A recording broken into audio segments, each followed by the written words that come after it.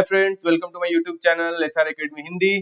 तो हम लोग प्रिपरेशन कर रहे हैं आरआरबी जूनियर हिंदी ट्रांसलेटर का जो एग्जाम होने वाला है उसके लिए। तो हमने स्टार्ट किया है सामान्य हिंदी का जो हमारा सिलेबस था उससे, और उसका हम लोगों ने 2 क्लास ऑलरेडी कंप्लीट कर लिया है, जिसमें हमने उपसर्ग और प्रत्यय के कॉन्सेप्ट को समझा और उससे रिलेटेड जितने भी प्रश्न, महत्वपूर्ण प्रश्न या फिर विगत वर्षों के प्रश्न थे उसका हमने कंप्लीट कर लिया है। ठीक है, अब हम लोग तीसरे लेक्चर में हैं जहां पे हम लोग देखेंगे समानार्थी शब्द। ठीक है, जो आपके टॉपिक में दिया हुआ है आपके सिलेबस में। तो देखिए, आपका सिलेबस फिर से मैं दिखा देता हूँ। तो आपका प्रत्यय और उपसर्ग टॉपिक चौथा और पांचवा टॉपिक, जिससे 3-3 प्रश्न आते हैं, वो आपका कंप्लीट हो चुका है। आज जो हम लोग टॉपिक ले रहे हैं, टॉपिक नंबर 1 समानार्थी शब्द, जिससे आपका 3 प्रश्न आएगा। ठीक है, तो देख लेते हैं इसमें। तो देखिए, समानार्थी शब्द से आपका टोटल 3 प्रश्न आएगा। लेकिन जब हम समानार्थी शब्द की बात करते हैं तो समानार्थी शब्द और पर्यायवाची शब्द के जो क्वेश्चन होते हैं वो सिमिलर हो जाते हैं। लेकिन जैसा आपका पिछले वर्षों का ट्रेंड रहा है, तो समानार्थी शब्दों वाले जो 3 क्वेश्चन है उसमें कौन किस तरह के प्रश्न पूछे जा रहे हैं, समानार्थक प्रतीत होने वाले भिन्नार्थक शब्द। ठीक है, तो हम लोग समानार्थक शब्द का एक छोटा सा कॉन्सेप्ट समझ लेंगे, उसके बाद हम लोग पूरा फोकस करेंगे समानार्थक प्रतीत होने वाले भिन्नार्थक शब्दों पे। ठीक है, क्योंकि क्वेश्चंस आपके यहीं से आ रहे हैं। ओके, तो चलिए पहले देख लेते हैं कि समानार्थी शब्द क्या है। तो देखिए, समानार्थी शब्द या पर्यायवाची शब्द तो लगभग ये एक ही तरह का होता है। ठीक है, पर्यायवाची शब्द हम लोग नेक्स्ट करने वाले हैं। तो देखिए, समानार्थी शब्द क्या होता है। समानार्थी शब्द वे शब्द होते हैं जिनका अर्थ एक समान या लगभग एक समान होता है। इन शब्दों का प्रयोग भाषा में विविधता लाने और अभिव्यक्ति को प्रभावी बनाने के लिए किया जाता है। उदाहरण के लिए, सुंदर शब्द के समानार्थी शब्द हो सकते हैं खूबसूरत, मनोरम और आकर्षक। जैसे सुंदर शब्द का समानार्थी शब्द बोल रहा है, अगर आप इसको बोलेंगे तो इसको पर्यायवाची शब्द भी बोल सकते हैं। ठीक है, तो ऐसा नहीं है कि जहां पे आप सुंदर शब्द इस्तेमाल कर रहे हैं किसी वाक्य में, वहां आप मनोरम भी यूज कर सकते हैं, खूबसूरत भी यूज कर सकते हैं। तो जो हमारा वाक्य का प्रसंग रहता है, जिस संदर्भ में वाक्य में जिस संदर्भ की बात हो रही होती है, उसके अकॉर्डिंग हम लोग शब्द का चयन करते हैं। तो हमारे पास एक ही अर्थ प्रकट करने वाले विभिन्न शब्द होते हैं, उनमें से हम जो भी वाक्य संदर्भ के अनुसार जो भी वहां पे फिट बैठता है उन शब्दों का हम चयन करते हैं। तो इन्हीं शब्दों को जिनका अर्थ एक समान या लगभग एक समान होता है, उन्हीं को हम लोग समानार्थी शब्द कहते हैं। ठीक है, और इस यही लगभग परिभाषा रहता है पर्यायवाची शब्दों का। ठीक है, अब देख लेते हैं समानार्थी शब्दों के प्रकार क्या है। तो एक तो होता है पूर्ण समानार्थी शब्द। ये वे शब्द होते हैं जिनका अर्थ बिल्कुल समान होता है। उदाहरण के लिए, बड़ा और विशाल, प्यार और स्नेह। ठीक है, तो कहने के लिए तो इसमें कोई मतलब अर्थ बिल्कुल समान है, लेकिन अगर वाक्य प्रयुक्ति के संदर्भ में देखेंगे तो हम लोग जैसे ये नहीं बोल सकते कि वो वह मेरा बड़ा भाई है। ठीक है, तो अगर इसके स्थान पे हम नहीं बोल सकते कि वह मेरा विशाल भाई है। करेक्ट, लेकिन अर्थ समान हुआ। लेकिन कोई भी जो शब्द होता है वाक्य का जो संदर्भ रहता है उसके अनुसार ही प्रयुक्त होता है। तो हम लोग किसी दो शब्द को एक समान नहीं बोल सकते हैं। ठीक है, लेकिन उनका अर्थ समान हो या बिल्कुल समान हो तो उसको हम समानार्थी शब्दों की श्रेणी में ले सकते हैं। और ऐसे जो समूह होते हैं, शब्दों के समूह जिनका अर्थ या तो समान हो या एक समान हो, तो उसी को हम लोग पर्यायवाची शब्द भी बोल सकते हैं। पर्यायवाची शब्दों पे मैं दूसरा आपका जो नेक्स्ट वीडियो होगा वो लेके आऊंगा। तो अभी हम लोग बस समानार्थी शब्दों का एक मोटा मोटी जो अर्थ है वो समझ लेते हैं। तो इसके जो क्वेश्चन आते हैं वो भी इस तरह का रहेगा कि इसके समानार्थी शब्द कौन सा है, इस शब्द का समानार्थी शब्द कौन सा है। तो पर्यायवाची शब्द में भी अगर उसकी समानार्थी की जगह आप पर्यायवाची लिख देंगे कि इसका पर्यायवाची शब्द कौन है, तो वो दोनों क्वेश्चन लगभग समान हो जाता है। ठीक है, तो अब देख लेते हैं दूसरा क्या है, अपूर्ण समानार्थी शब्द।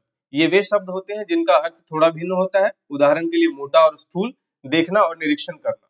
ठीक है, तो समानार्थी शब्दों के 2 भेद बताए गए हैं। ठीक है, जैसे उदाहरण देख लीजिए, असत्य का क्या हो गया, झूठ, मिथ्या, कुटिल, अप्रामाणिक, कपटपूर्ण। उसी तरह आश्चर्य का समानार्थी शब्द क्या हो जाएगा, विस्मय, चकित, हतप्रभ, अचंभा, चमत्कार। निर्धन का क्या हो जाएगा, गरीब, दरिद्र, विपन्न, अभावग्रस्त। न्याय का हो जाएगा इंसाफ, विधि, उचित, फैसला, प्रामाणिकता। पराजय का हो जाएगा हार, विफलता, अपयश, पराजय। पशु का हो जाएगा जानवर, जीव, प्राणी, पशुधन, मवेशी। देखेंगे कि ये पर्यायवाची शब्द भी तो यही होता है। तो समानार्थी शब्द और पर्यायवाची शब्द को हम यहाँ पे एक मान के चलेंगे। और जो भी इस तरह के प्रश्न आएंगे, कि मान लीजिए किस तरह का प्रश्न आ रहा है कि मिथ्या का पर्यायवाची शब्द क्या है, और इसमें आपको ऑप्शन दे दिया गया सत्य, झूठ, कुटिल और कपटपूर्ण। इस तरह का आपका मिल गया तो आप इसमें से सेलेक्ट कर सकते हैं। अगर उसी प्रश्न को बोला जाए कि मिथ्या का पर्यायवाची शब्द क्या है, तो और वही सारे ऑप्शन दे दिया जाएगा, तो दोनों प्रश्न आपका समान हो जाएगा। ठीक है, तो आज हम लोग जो समानार्थी शब्द का जिस तरह का प्रश्न आता है आपको, उस पे हम लोग बात करने जा रहे हैं। तो ठीक है, ये जितने भी तरह के इस तरह के क्वेश्चन आएंगे उसको हम लोग अगले लेक्चर में बात करेंगे, ठीक है। अब आते हैं समानार्थक प्रतीत होने वाले भिन्नार्थक शब्द, जिससे आपका क्वेश्चन आ रहा है आरआरबी के एग्जाम में। जो आपका जूनियर हिंदी ट्रांसलेटर वाला एग्जाम होगा उसमें इस तरह का ही प्रश्न आएगा। मतलब समानार्थक प्रतीत होने वाले भिन्नार्थक शब्द, मतलब दोनों का अर्थ समान आपको लग रहा है कि समान होना चाहिए, लेकिन वो वाक्य प्रयुक्ति के संदर्भ में दोनों का अर्थ भिन्न हो जाता है, ठीक है। तो उस तरह के शब्दों की हम लोग यहाँ पे बात कर रहे हैं। देखिए, प्रत्येक भाषा में कुछ शब्द इस प्रकार के होते हैं जो सामान्यतः समानार्थक प्रतीत होते हैं, किंतु उनके अर्थ में सूक्ष्म अंतर होता है। किस स्थान पर कौन सा शब्द प्रयुक्त है, इसकी जानकारी प्रयोक्ता को होनी चाहिए। अभिव्यक्ति के लिए उचित शब्द का प्रयोग करने में जो जितना सक्षम है, वह भाषा का भी उतना ही जानकार है। अर्थ की दृष्टि से समान लगने वाले इन शब्दों में से किसी विशेष प्रसंग में किसी एक शब्द का चयन उसके द्वारा व्यक्त विशिष्ट अर्थ के कारण किया जाता है, ठीक है। तो यहाँ पे यही बताया गया है कि जो विशेष प्रसंग होते हैं, तो जो संदर्भ होता है वाक्य का, उसके अकॉर्डिंग हम लोग जो समान अर्थ वाले शब्द होते हैं, प्रतीत होते हैं, उनमें से हमें सिलेक्ट करना होता है कि हम कौन सा शब्द इसके स्थान पे रख सकते हैं। तो हमारा जो वाक्य का संदर्भ है, वो जिस संदर्भ में हम बात को कहना चाह रहे हैं, वो यहाँ पे उसका अर्थ स्पष्ट हो जाए। अब जैसे देखिए, कुछ शब्द दिए गए हैं जैसे अवस्था और आयु। तो अवस्था का अभिप्राय है आयु का एक भाग। जीवन का जो काल व्यतीत हो गया उसे अवस्था कहते हैं। ये जैसे कि एग्जांपल है, इस समय मेरी अवस्था 20 वर्ष है। आयु का अभिप्राय है संपूर्ण जीवन काल। कोई व्यक्ति इस संसार में कुल जितने काल तक जीवित रहता है वो उसकी आयु कहलाती है। उन्होंने 90 वर्ष की आयु प्राप्त की थी, ठीक है। तो ये इसका एग्जाम्पल हो गया। तो दोनों शब्दों का आपको लगेगा कि मतलब अर्थ समान ही है, लेकिन अगर आप उसको वाक्य में प्रयोग करेंगे तो दोनों का अर्थ भिन्न हो जाता है। वैसे ही देखते हैं अपराध और पाप का। तो देखिए, राजकीय नियमों का उल्लंघन अपराध कहलाता है, जबकि धार्मिक, सामाजिक, नैतिक नियमों का उल्लंघन पाप कहा जाता है। जैसे कि अपराध का देख लीजिए, नगर की सीमा में अधिक तेज गाड़ी चलाना अपराध है, तो ये कानून की दृष्टि से। झूठ बोलना पाप है, ये किसी धार्मिक, सामाजिक, नैतिक मान्यताओं के नियमों का उल्लंघन पाप कहलाता है। अब देखिए, अर्पण और प्रदान दोनों शब्द का सामान्य अर्थ है देना। जब कोई वस्तु छोटों के द्वारा बड़ों को दी जाती है तो उसे अर्पण कहा जाता है, जबकि बड़ों के द्वारा छोटों को दी जाने वाली वस्तु के लिए प्रदान का प्रयोग होता है, ठीक है। तो छात्रों ने प्रधानाचार्य को माल्यार्पण किया, अर्पण के संदर्भ में। बालकों ने मंत्री जी को अभिनंदन पत्र अर्पित किया, तो ये छोटे लोग बड़े लोगों को दे रहे हैं। प्राचार्य जी ने छात्रों को पुरस्कार प्रदान किया, तो ठीक है। तो इससे आपका अर्थ स्पष्ट हो जा रहा है। अब देखिए, अलौकिक और असाधारण। जो इस लोक से संबंधित न हो उसे अलौकिक कहते हैं, जबकि विशिष्टता से युक्त व्यक्ति, वस्तु या कार्य असाधारण की कोटि में आता है। जो साधारण न होकर कुछ विशिष्टता लिए हुए हो वह असाधारण कहलाता है। तो देखिए, ईश्वर के सभी कार्य अलौकिक हैं, जो इस लोक से संबंधित नहीं है। आइंस्टाइन असाधारण प्रतिभा संपन्न व्यक्ति थे, तो आप ये नहीं बोल सकते कि आइंस्टाइन अलौकिक प्रतिभा संपन्न व्यक्ति थे या अलौकिक व्यक्ति थे, ठीक है, क्योंकि वो इस लोक से संबंधित नहीं होता जहां भी अलौकिक का शब्द का प्रयोग होता है। सचिन तेंदुलकर क्रिकेट का असाधारण खिलाड़ी है। देखिए, यहाँ पे असाधारण यूज हो रहा है, असाधारण यूज हो रहा है, लेकिन ईश्वर के लिए हम लोग अलौकिक शब्द का इस्तेमाल कर रहे हैं। तो दोनों का आप देखेंगे तो अर्थ लगभग समान प्रतीत होता है, लेकिन वाक्य प्रयुक्ति के संदर्भ में आप देखेंगे कि इसमें भिन्नता आ जाती है। उसी तरह अभिमान और अहंकार। अपने को बड़ा और अन्य सबको छोटा समझना अभिमान होता है, जबकि अपने गुणों को औचित्य से अधिक समझना अहंकार होता है। जैसे रावण अभिमानी था, परंतु जब वह शिव जी के धनुष को नहीं उठा सका तो उसका अभिमान चूर चूर हो गया। तो देखिए, अभिमान का संदर्भ में कैसे यूज हो रहा है। अहंकार व्यक्ति के विनाश का कारण है। तो देख, आपने समझा कि अहंकार और अभिमान किस किस संदर्भों में यूज होता है, ठीक है। उसी तरह देखिए, आविष्कार और अनुसंधान है। किसी नवीन सिद्धांत की खोज आविष्कार है, जबकि तथ्यों की छानबीन करके निष्कर्ष निकालना अनुसंधान है। जैसे एग्जांपल देखिए, सुप्रसिद्ध वैज्ञानिक न्यूटन ने कई आविष्कार किए, तो कोई नवीन सिद्धांत की खोज की। वायरलेस का आविष्कार मार्कोनी ने किया, तो वायरलेस एक नवीन सिद्धांत था या नवीन आविष्कार, तो इसको आविष्कार बोलेंगे। किसी विश्वविद्यालय का स्तर उसमें किए जाने वाले अनुसंधान के द्वारा आंका जाना चाहिए। तो अनुसंधान क्या होता है, कोई तथ्यों का छानबीन करके उस पर निष्कर्ष निकालना। अपराध अनुसंधान विभाग ने कई मामलों में सराहनीय कार्य किया। तो इस तरह के एग्जाम्पल है जिससे आपको आविष्कार और अनुसंधान के बीच में अंतर स्पष्ट हो जाएगा। अब आते हैं अनुच्छेद और परिच्छेद पे। अनुच्छेद का सामान्य प्रयोग पैराग्राफ के अर्थ में होता है, जबकि परिच्छेद का प्रयोग सर्ग एवं अध्याय के लिए होता है। जैसे इस निबंध में 7 अनुच्छेद है, और जैसे गोदान का प्रत्येक परिच्छेद अत्यंत रोचक है। तो परिच्छेद का आपका हो रहा है सर्ग या अध्याय। सर्ग किसमें होता है, कविता में होता है। अध्याय होता है जो आपका उपन्यास हो गया, कहानी हो गई, इन सब में, ठीक है। और अनुच्छेद तो आपका जो नॉर्मल पैराग्राफ होता है उसके संदर्भ में। अब आते हैं अवकाश और छुट्टी। कार्य के बीच का अंतराल अवकाश कहलाता है, जबकि कार्य मुक्ति का भाव छुट्टी कहलाता है। तो मुझे 2 दिन का अवकाश चाहिए और कॉलेज की छुट्टी 4 बजे होती है, तो इससे आप समझ सकते हैं कि अवकाश और छुट्टी में कितना सूक्ष्म अंतर है। अब आते हैं अध्याय और सर्ग। अध्याय गद्य रचनाओं में होती है, जबकि सर्ग पद्य में होते हैं। तो व्याकरण की पुस्तक में 8 अध्याय है, क्योंकि व्याकरण की पुस्तक गद्य पुस्तक है। कामायनी में कुल 15 सर्ग है। तो कामायनी जो है, जो कविता है, उसमें आपको, या पद्य बोल सकते हैं इसको, जिसमें 15 सर्ग है, तो उसके हम लोग सर्ग यूज कर रहे हैं, यहाँ पे अध्याय यूज कर रहे हैं। ठीक। अब इसी तरह के जो है शब्द युग्म देख लेते हैं, जो समान प्रतीत होने वाले हैं और उनके अर्थगत अंतर क्या है। तो अनुच्छेद और परिच्छेद का हमने देख लिया, किसका प्रयोग पैराग्राफ के लिए होता है, परिच्छेद का अध्याय के लिए होता है। अध्यक्ष देखिए किसके लिए यूज होता है, किसी सुसंगठित विधायी संस्था का प्रधान। सभापति होता है आयोजित सभा का प्रधान। ठीक है। अर्चना और पूजा में देखिए, अर्चना क्या होता है, धूप दीप नैवेद्य से विधि पूर्वक की जाती है। पूजा बिना किसी सामग्री के भक्ति पूर्वक की जाती है। ठीक है। अभिनंदन, किसी महान व्यक्ति द्वारा उपलब्धि प्राप्त करने पर अभिनंदन किया जाता है। स्वागत, अपनी सभ्यता और प्रथा के अनुरूप किसी व्यक्ति का सम्मान करना स्वागत है। ठीक। अब आते हैं आज्ञा और आदेश। तो आज्ञा क्या हो जाएगा, आदरणीय या पूज्य व्यक्ति द्वारा कार्य संपन्न करने के लिए छोटों की आज्ञा दी जाती है। ठीक है। आदेश, किसी अधिकारी द्वारा कार्य संपन्न करने के लिए अधीनस्थों को आदेश दिया जाता है। अनुरोध और प्रार्थना में देखिए क्या अंतर है। अनुरोध क्या है, बराबर वालों से किया जाता है, प्रार्थना बड़ों से की जाती है। अधिक और बहुत में क्या अंतर है, अधिक मतलब आवश्यकता से ज्यादा, बहुत मतलब पर्याप्त का बोधक है। अनुराग का मतलब क्या है, और अनुराग और आसक्ति। तो अनुराग का मतलब हो गया प्राणियों में मन की वृत्ति का केंद्रित होना, और आसक्ति मतलब वस्तुओं में मन की वृत्ति का केंद्रित होना। ठीक है। आदरणीय और पूजनीय का देखिए क्या है, ये आपका प्रीवियस ईयर में आया हुआ क्वेश्चन है, आदरणीय और पूजनीय। तो आदरणीय का अर्थ क्या है, अपने से बड़ों के लिए सामान्य रूप में प्रयुक्त सम्मान सूचक शब्द। पूजनीय का मतलब है माता पिता गुरुजन महापुरुषों के लिए प्रयुक्त सम्मान सूचक शब्द। उसी तरह अभिलाषा और इच्छा का, अभिलाषा और इच्छा का क्या है, अभिलाषा है किसी विशेष वस्तु को पाने की तीव्र तीव्र इच्छा, और इच्छा क्या है, सामान्य वस्तु को पाने की साधारण चाह। खेद, किसी गलती पर खेद होता है। शोक, किसी की मृत्यु पर शोक होता है। दुख, शारीरिक या मानसिक वेदना। कष्ट, शारीरिक असुविधा। निरीक्षक और परीक्षक। निरीक्षक क्या होता है, निरीक्षण करने वाला। परीक्षक क्या होता है, परीक्षण करने वाला, जो जांच करता है। पुरस्कार, योग्यता के कारण प्रदान किया जाता है। भेंट, आदर सहित सम्माननीय व्यक्ति को दी जाती है। उपहार और भेंट में क्या अंतर है, उपहार छोटों को दिया जाता है, भेंट बड़ों को आदर सहित दी जाती है। पत्नी और स्त्री में देखिए, पत्नी जिसके साथ विवाह हुआ हो, स्त्री कोई भी महिला। पुस्तक और ग्रंथ में, पुस्तक किसी भी विषय पर छोटे आकार की होती है, ग्रंथ धार्मिक या आध्यात्मिक विषय पर बड़े आकार का। सेवा और शुश्रूषा। ठीक है। तो सेवा हो गया बड़ों की, शुश्रूषा क्या हो गया, रोगियों की। यंत्रणा, मानसिक कष्ट, यातना शारीरिक कष्ट। आधि, मानसिक रोग हो गया, और व्याधि शारीरिक रोग।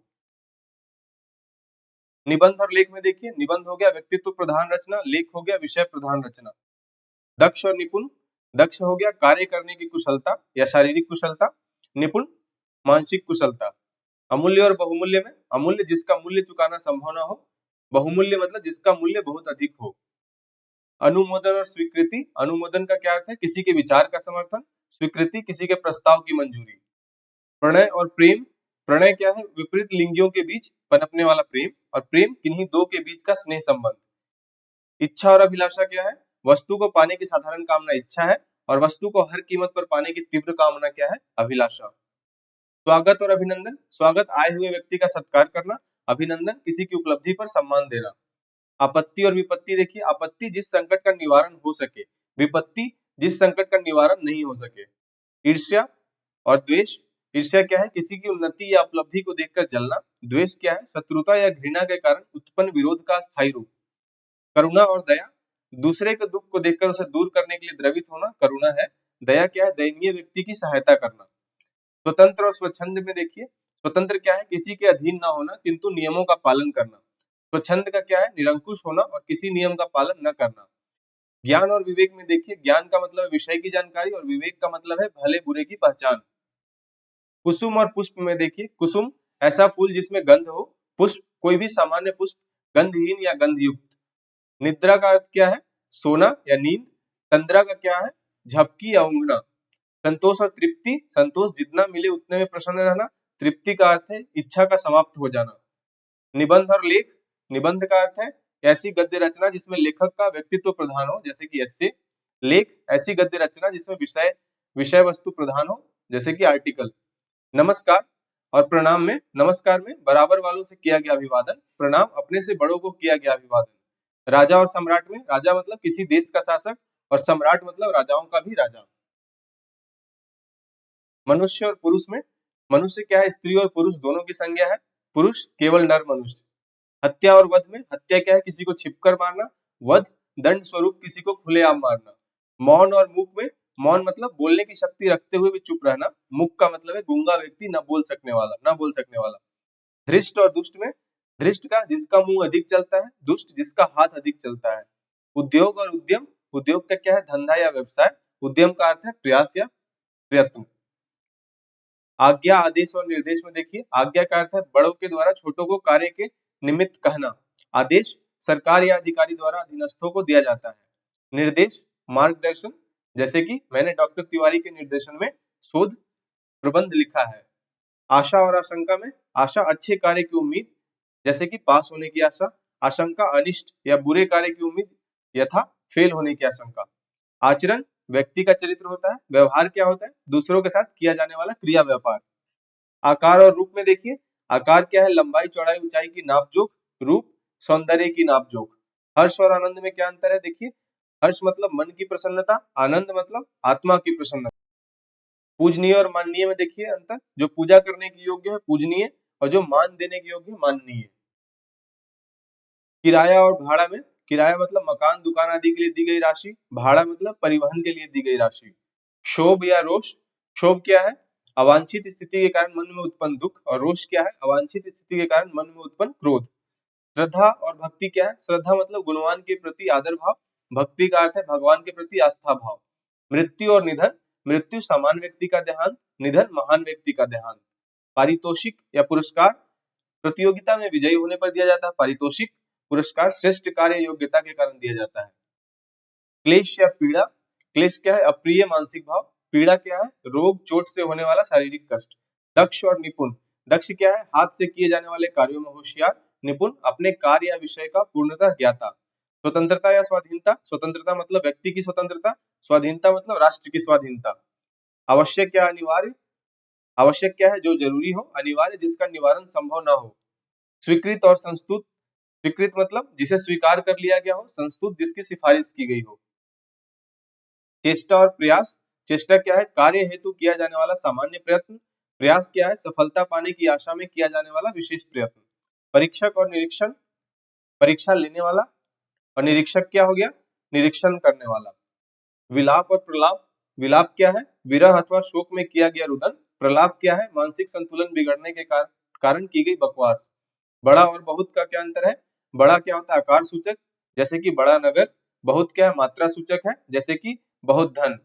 भाषण और अभिभाषण, भाषण का अर्थ क्या है? मौखिक व्याख्यान देना, और अभिभाषण का लिखित भाषण को पढ़ना। भाष्य क्या है? भाष्य और टीका, भाष्य का अर्थ है किसी कृति की सम्यक विवेचना, और टीका है पद्य रचना का भावार्थ। निंदा और आलोचना में देखिए, निंदा केवल दोषों का बखान, आलोचना गुण दोषों का सम्यक विवेचन। ध्येय और लक्ष्य, ध्येय क्या है? जिस पर सदैव ध्यान केंद्रित हो, लक्ष्य जिस पर सदैव दृष्टि केंद्रित हो। युद्ध और लड़ाई, युद्ध दोनों दो सेनाओं का संघर्ष, लड़ाई दो व्यक्तियों या समूहों का संघर्ष। पाखंड और आडंबर, पाखंड क्या है? धार्मिक ढोंग, आडंबर उपलब्धि का अवांछित दिखावा। क्षति क्या है? टूट फूट होना, लाभ न होना, जैसे कि मकान क्षतिग्रस्त हो गए। और हानि क्या है? लाभ न होना, नुकसान होना, जैसे कि व्यापार में हानि हुई। समय और अवधि, समय क्या है? काल विशेष, जैसे कि समय एक सा नहीं रहता। अवधि निश्चित एवं पूर्व निर्धारित समय, जैसे 3 माह की अवधि दी है। सहयोग और सहायता, सहयोग क्या है? दोनों पक्षों द्वारा एक दूसरे की सहायता, और सहायता क्या है? एक पक्ष द्वारा दूसरे की मदद। वेतन और पारिश्रमिक, वेतन क्या है? नियमित सेवा के बदले दिया जाने वाला धन। पारिश्रमिक निश्चित परिश्रम के बदले दिया जाने वाला धन। योग्यता और क्षमता, योग्यता क्या है? कार्य करने की मानसिक सामर्थ्य, और क्षमता क्या है? कार्य संपन्न करने की शारीरिक शक्ति। प्रगति और उन्नति में, प्रगति क्या है? कार्य की तरक्की या बढ़ोतरी। उन्नति क्या है? व्यक्ति की तरक्की या बढ़ोतरी। उपस्थिति या विद्यमानता, उपस्थिति क्या है? व्यक्ति का होना, विद्यमानता वस्तु का होना। व्यंग और उपहास, व्यंग क्या है? चुभने वाली बात कहना, उपहास किसी का मजाक उड़ाना। हाल और चमड़ा, हाल क्या है? किसी जानवर के शरीर की कच्ची चमड़ी। चमड़ा क्या है? खाल को रसायनों से साफ करके बनाया जाता है। मंत्री और सचिव, मंत्री क्या है? निर्णय लेने वाला, सचिव निर्णय को क्रियान्वित करने वाला। पवन और समीर, कभी धीरे तो कभी तेज चलने वाली वायु क्या है? पवन है। और समीर धीरे धीरे चलने वाली शीतल वायु। संदेह और भ्रम, संदेह क्या है? अनिश्चय की स्थिति, जैसे कि रस्सी है या सांप है। भ्रम गलत निश्चय हो जाना, अर्थात रस्सी को सांप समझना भ्रम है। चिंता और चिंतन, चिंता का क्या अर्थ है? मन की उलझन। चिंतन का अर्थ है बुद्धि की विचार प्रक्रिया। सामान्य और साधारण, सामान्य क्या है? जो अधिकतर लोगों में हो। साधारण जो विशिष्ट न हो। गीला और भीगा, गीला थोड़ा भीगा हुआ, भीगा पूरी तरह भीगा हुआ। स्वतंत्रता और स्वच्छंदता, स्वतंत्रता क्या है? नियम और अनुशासन में रहकर कार्य करने की आजादी। स्वच्छंदता निरंकुश व्यवहार जिसमें किसी नियम और अनुशासन का पालन नहीं होता।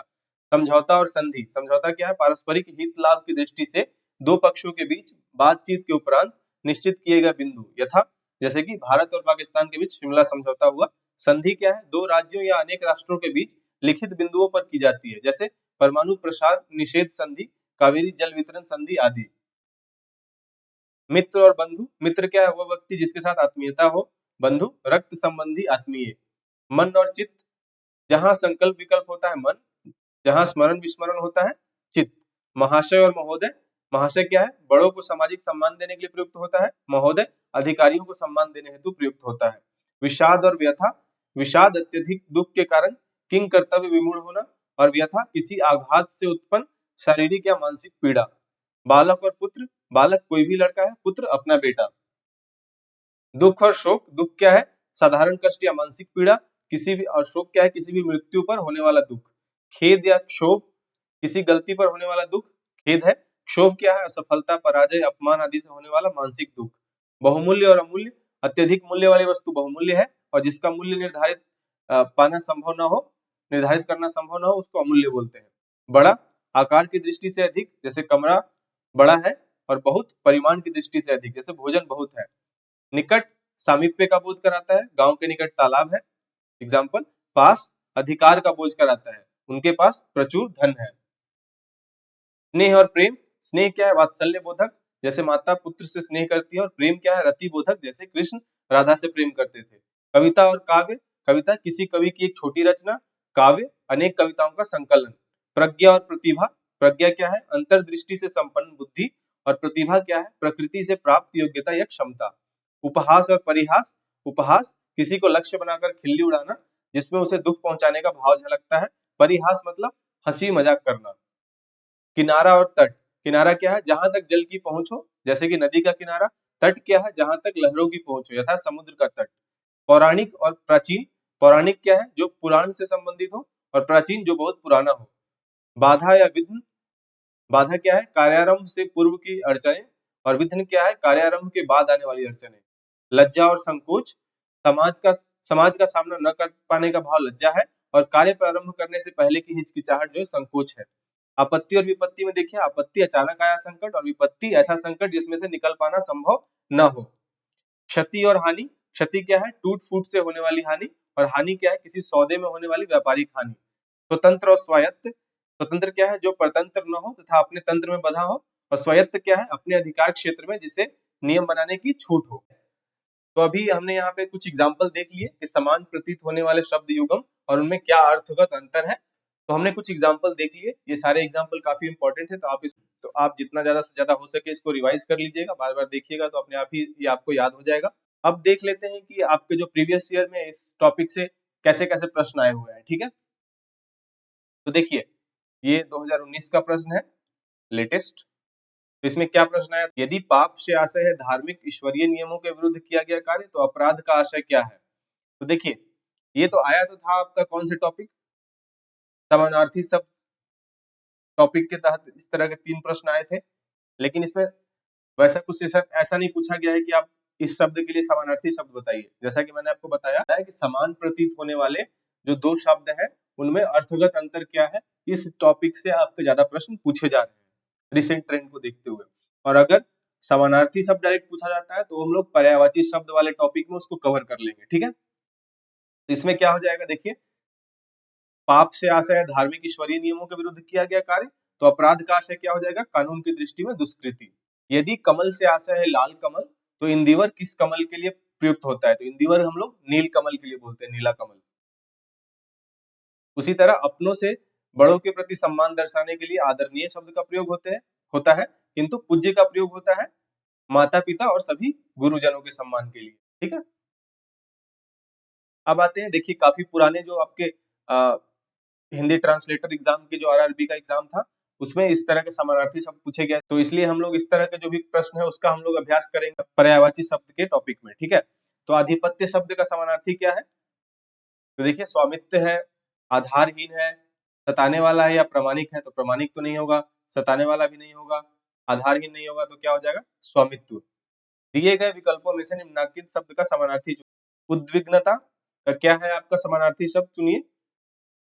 परेशानी, चिंता, खिन्नता या उपयुक्त सभी, तो इसका सबसे जो समीप अर्थ वाला जो शब्द हो जाएगा वो खिन्नता हो जाएगा, ठीक है। मिथ्या शब्द का समानार्थी बताइए, तो मिथ्या का क्या हो जाएगा, असत्य। भुवन शब्द का समानार्थी चुनिए। भुवन क्या होता है, भुवन शब्द का समानार्थी, तो देखिए, भुवन शब्द का अर्थ होता है दुनिया हो गया, विश्व, ब्रह्मांड, जगत। तो इसमें इसके सबसे करीबी अर्थ क्या है, लोक, जिसको जगत के संदर्भ में हम लोग इसका समानार्थी बता सकते हैं। तो देखिए, इस तरह का जो प्रश्न आपका आ रहा है वो पर्यायवाची शब्द है। अगर आप इसमें मिथ्या शब्द का पर्यायवाची बताइए तो प्रश्न तो सेम ही रहेगा। तो इसलिए इस तरह के जो टॉपिक है, इस तरह का जो प्रश्न है, हम लोग पर्यायवाची शब्द में एक साथ समझ लेंगे, तो समानार्थी भी हो जाएगा, पर्यायवाची भी हो जाएगा, ठीक है। लेकिन यहाँ समानार्थी नाम से यहाँ प्रश्न आया हुआ है, इसलिए हम लोग इसको यहीं पे कर लेते हैं। तो समानार्थी का वही मतलब हुआ जो पर्यायवाची शब्द का हुआ। अगर हम बोल दें कि भुवन शब्द का पर्यायवाची शब्द चुनिए, तो वो भी यही हो जाएगा, करेक्ट। अगला प्रश्न, दिए गए वाक्य में जो रेखांकित शब्द है उसका समानार्थी चुनिए। पिछले माह ही तो वह आया था, तो पिछले का क्या हो जाता है, आपका सबसे करीबी अर्थ क्या हो जाएगा, पिछले तो नहीं होगा। पहले बोल सकते हैं लेकिन वो सही अर्थ नहीं होगा। पूर्व, ये भी नहीं होगा। गत हो जाएगा, गत सही उत्तर हो जाएगा, गत माह ही तो वह आया था, ठीक है। अब इसमें नीचे दिए गए शब्दों में जो विकल्प आश्चर्य का समानार्थी नहीं है वो चुनिए। तो आश्चर्य का समानार्थी कौन सा नहीं है, अचंभा तो होता है, अचरज भी होता है, विस्मय भी हो सकता है, अद्भुत नहीं होगा, ठीक है। तो ये आपका सही उत्तर हो जाएगा। रमणीय शब्द का समानार्थी शब्द कौन सा है, रमणीय का बताइए। दिलचस्प तो नहीं होगा, दर्शनीय नहीं होगा, मनोहर हो जाएगा। उद्देश्य शब्द का समानार्थी शब्द बताइए। उद्देश्य का प्रबोधन नहीं होगा, प्रवर्तन नहीं होगा, प्रलोभन नहीं होगा, प्रयोजन हो जाएगा। हिम्मत शब्द का समानार्थी शब्द कौन सा है, जैविकी नहीं होगा, जीवक नहीं होगा, जीवट होता है हिम्मत के लिए, जीविका नहीं होगा। अब कुछ महत्वपूर्ण प्रश्न देख लेते हैं प्रैक्टिस के लिए। यदि स्वतंत्रता से आशय है व्यक्ति की स्वतंत्रता, तो स्वाधीनता से आशय क्या है। तो देखिए, इसी तरह का प्रश्न आने की संभावना है समानार्थी शब्द के टॉपिक से, आपका इसी तरह का प्रश्न आने का संभावना है। तो जितने भी मैंने एग्जाम्पल बताए हैं उसको आप एक बार जाके अच्छे से तैयार कर लीजिएगा, ठीक है। तो उसी पे मैंने 3 प्रश्न मैंने बना दिया है, तो आप इसमें से अपना इसमें तो उसी बेसिस पे मैंने 3 प्रश्न बनाए हैं। तो देखिए क्या है, यदि स्वतंत्रता से आशय है व्यक्ति की स्वतंत्रता, तो स्वाधीनता से आशय क्या है। स्वाधीनता से आशय क्या हो जाएगा, राष्ट्र की स्वाधीनता, सजा से मुक्ति, स्व मुक्ति या जीवन के बंधनों से स्वाधीनता। तो इसका हो जाएगा राष्ट्र की स्वाधीनता। यदि श्रद्धा से आशय है गुणवान के प्रति आदर भाव, तो भक्ति का आशय क्या है, भक्ति का आशय क्या हो जाएगा, माता पिता के प्रति श्रद्धा, सन्यासी जीवन धारण करना, भगवान के प्रति आस्था भाव या नित्य पूजा कर्म करना। तो इसका हो जाएगा भगवान के प्रति आस्था भाव। यदि अनुमोदन से आशय है किसी के विचार का समर्थन, तो स्वीकृति का आशय क्या है, लिखित रूप से समर्थन, किसी के विचार का समर्थन, किसी के कृत्य से सहमति या सिफारिश के उपरांत संस्तुति। तो इसका हो जाएगा किसी के विचार का समर्थन, ठीक है। तो इस तरह का प्रश्न आप लोग खुद से तैयार करके, जितने भी मैंने एग्जाम्पल बताया उसमें से तैयार करके खुद से भी आप प्रैक्टिस कर सकते हैं, ठीक है। अब आता है आपका अभ्यास हेतु प्रश्न। तो देखिए, इसमें मैं 2 प्रश्न आप लोग को दे रहा हूं जो आप खुद से प्रैक्टिस करेंगे। तो देखिए, यदि ज्ञान से आशय है विषय की जानकारी, तो विवेक का आशय क्या है, हिम्मत से काम लेना, साहस का प्रदर्शन, सूझबूझ या भले बुरे की पहचान। इसको आप खुद सॉल्व कीजिएगा। दूसरा प्रश्न, यदि यंत्रणा से आशय है मानसिक कष्ट, तो यातना का आशय क्या है? शारीरिक कष्ट, जुल्म ढाना, शोषण करना या सामाजिक कष्ट। ठीक है, तो ये दोनों प्रश्न आप खुद से सॉल्व करेंगे। और अगर कोई इस टॉपिक से रिलेटेड अगर आपको कोई भी डाउट हो तो उसे आप कमेंट में मेंशन कीजिएगा, मैं यथासंभव उसका जवाब देने का कोशिश करूंगा। ठीक है, तो आज के लिए इतना ही। अगर ये वीडियो आपको इन्फॉर्मेटिव लगा हो तो इसे लाइक कीजिएगा, शेयर कीजिएगा और चैनल को जरूर से जरूर सब्सक्राइब कर लीजिए। Thank you so much. जय हिंद।